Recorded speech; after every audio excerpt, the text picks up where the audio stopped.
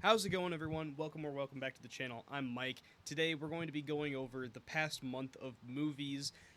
July, I'm a couple days late on this, but July went by like really quickly. We had some good movies, we had some bad movies, and stuff like all the way in between. So, with that out of the way, I'm gonna be ranking every single movie that I saw last month, from the worst to the best, at least in terms of new releases.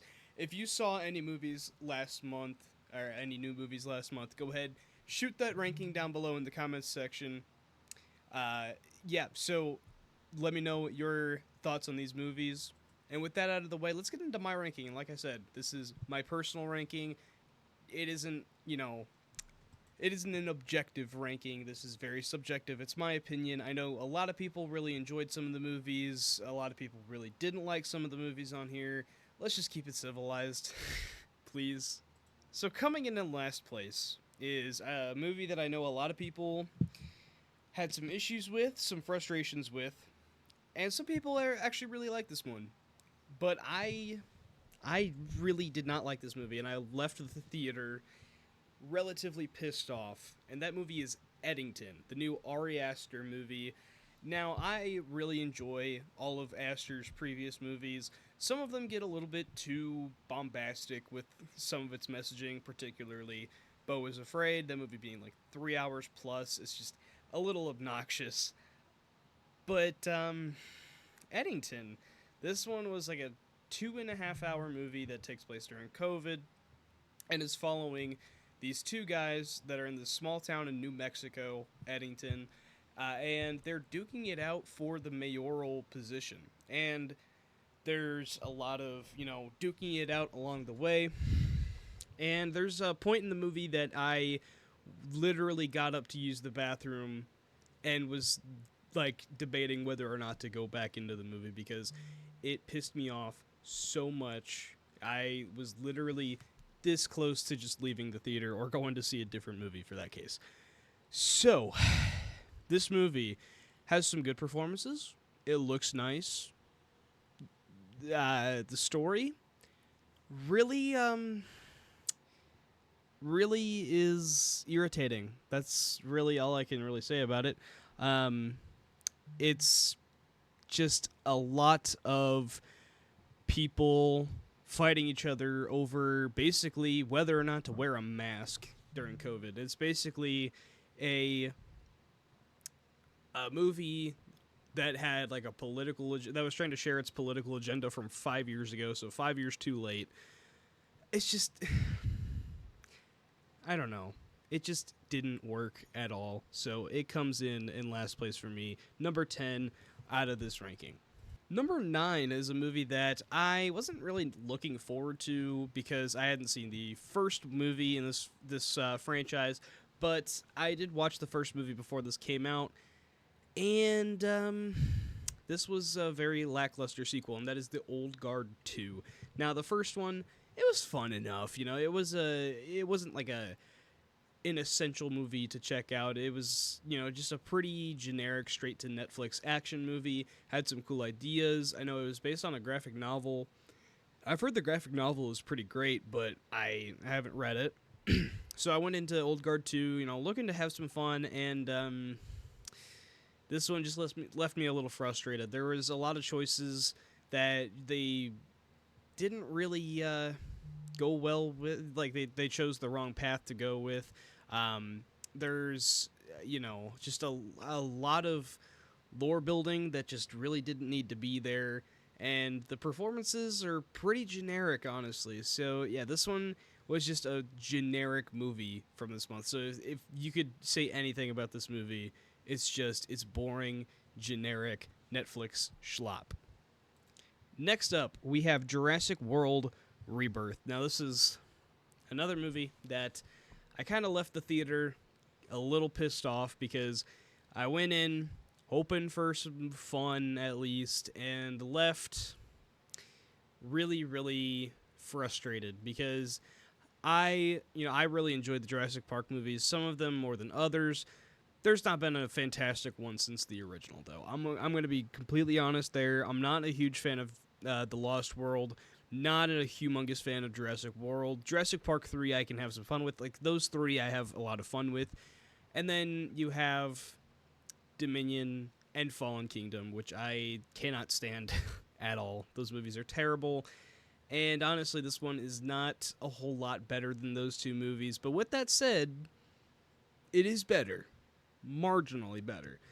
This one has a really good director behind it with Gareth Edwards, which I love his previous work.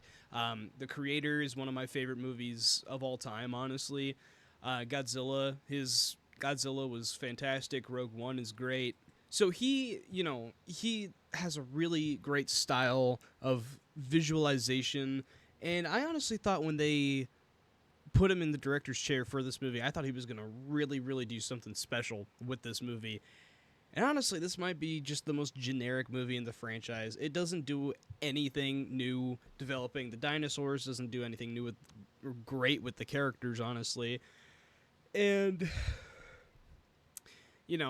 it had a returning writer from the original movie, which had me kind of excited. And they said that they were going to have a couple of scenes from the original that were like cut from the movie from the book, and that was really cool. It seemed like a really cool idea.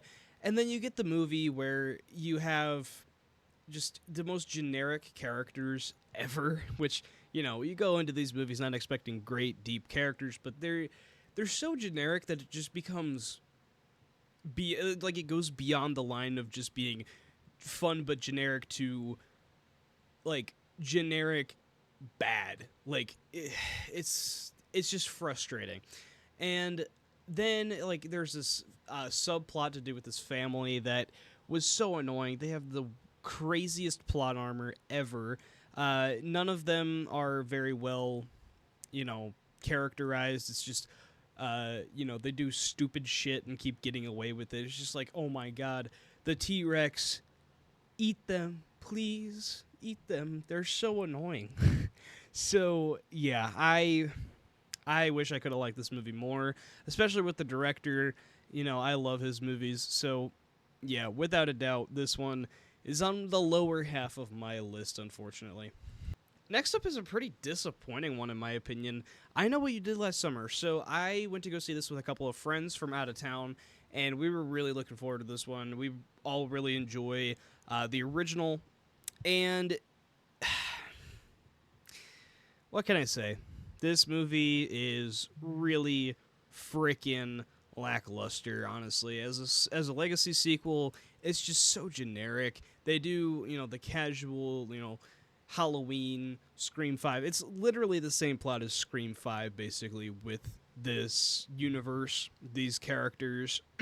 And it's just really frustrating, honestly. You have, a decent enough, first half or so. The second half goes a little bit off the rails. And there's a really bad pacing, I will say. But, you get to the third act, and there's so many choices that are just beyond stupid. There is, both of the killer reveals are actually, very, very obvious. And one of them was literally a joke that me and my friend made, which is sitting right next to each other. Just what if this guy was evil and that was the twist? And we both laughed it off. And soon enough, that's what the twist was. And it was just what the fuck? Okay. We predicted that, I guess. So then, it just goes from there, and it just ends up being just a really generic slasher. It almost has a Riverdale feel to it, which I really don't like Riverdale, so there's that. But yeah, I don't know. This movie could have been a lot better, and it just really shit the bed in terms of being a legacy sequel to a decent enough slasher franchise, I guess. Coming in at number 6 for me is a straight to Prime Video, I believe, action movie called Heads of State. Now, this one I really just wanted to watch because of the cast. You had Idris Elba, John Cena, and I believe Jack Quaid was in there as well.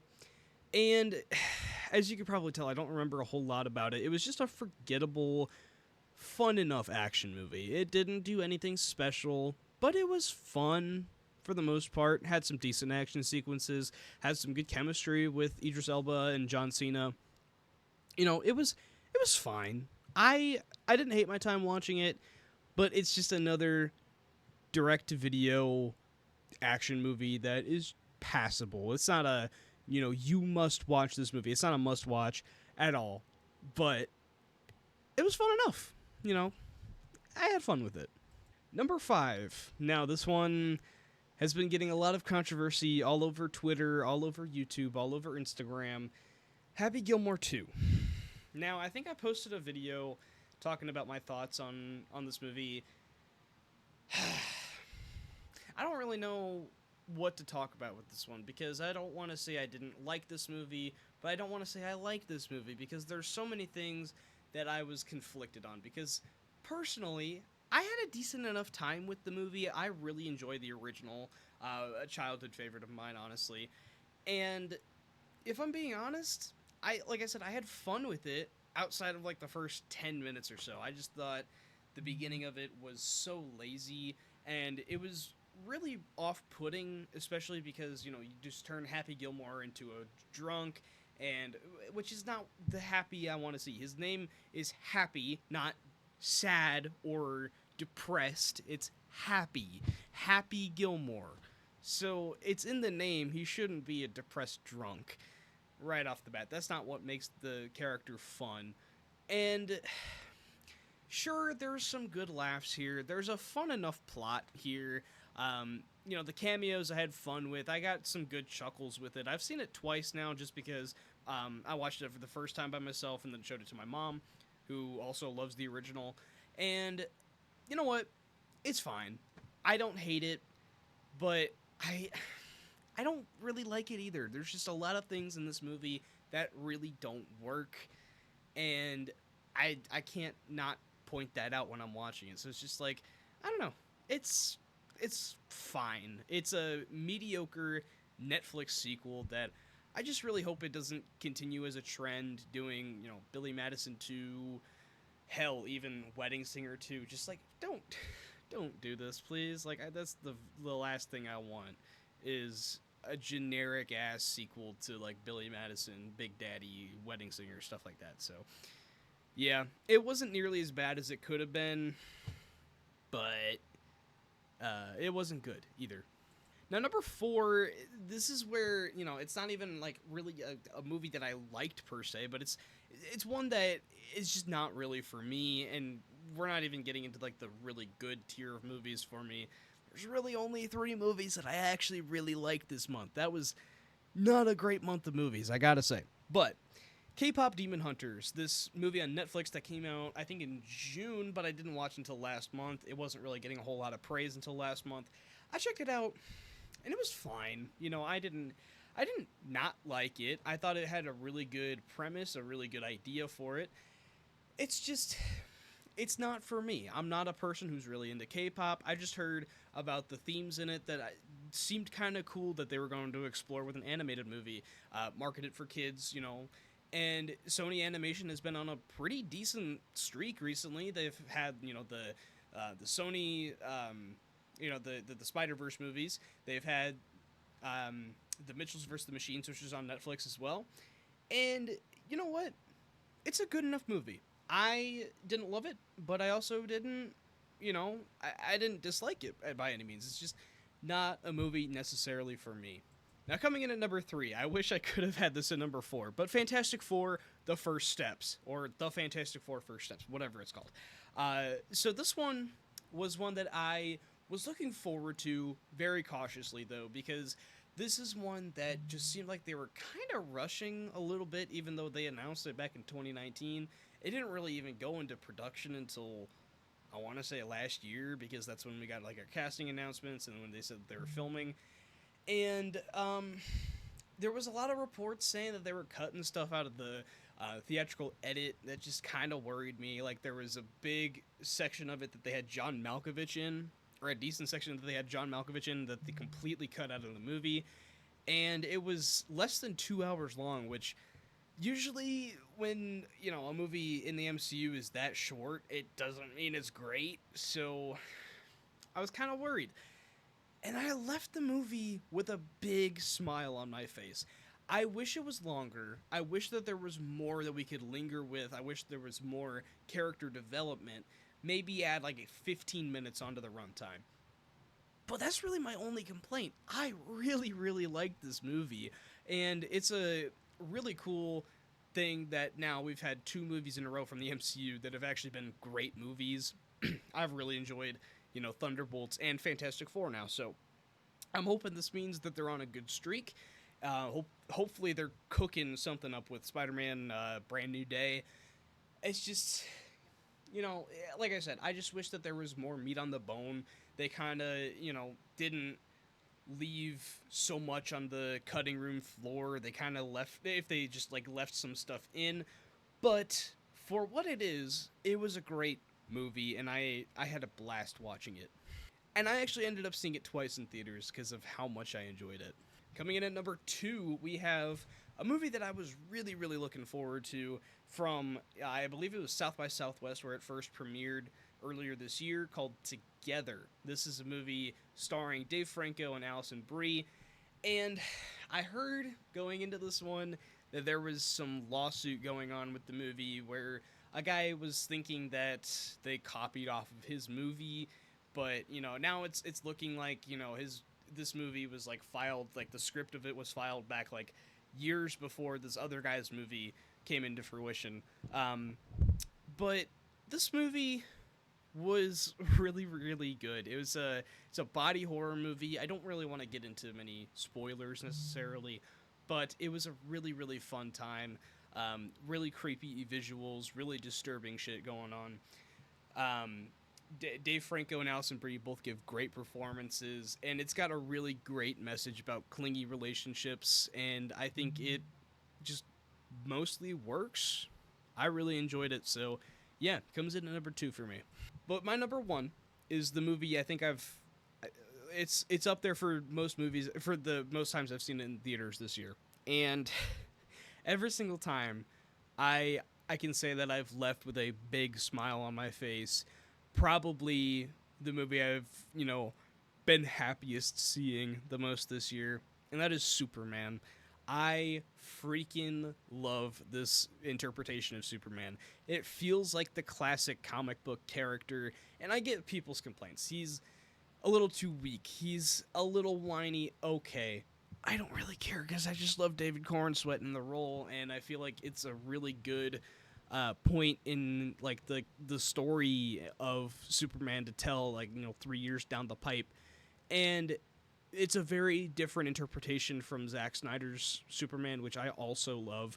I love pretty much every interpretation of Superman that we've gotten, but yeah, this movie just honestly it just made me feel all the emotions. I freaking loved what they were able to do with this one. James Gunn cracked the code for this version of Superman, and I hope that it continues for the rest of this DC universe, because we're getting Peacemaker, I believe, this month, and Peacemaker Season 2 this month at least, and then we're getting the Lantern show at the beginning of next year. We're getting the Supergirl, which also looks freaking great.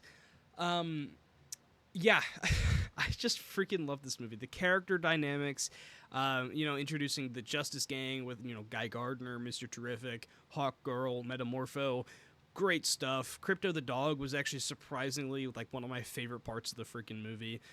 I just freaking love this movie. It's so damn good. I can't wait to, own this on physical media and just like watch it on loop constantly. So I feel like this is going to be a future comfort movie for me, as if it isn't already. But yeah, that's my number 1 for sure. It's the movie that I've left the theater. I've watched it 3 times now in theaters, and every single time I leave the theater with a smile on my face like a freaking jackass. So I loved it. It comes in at number 1.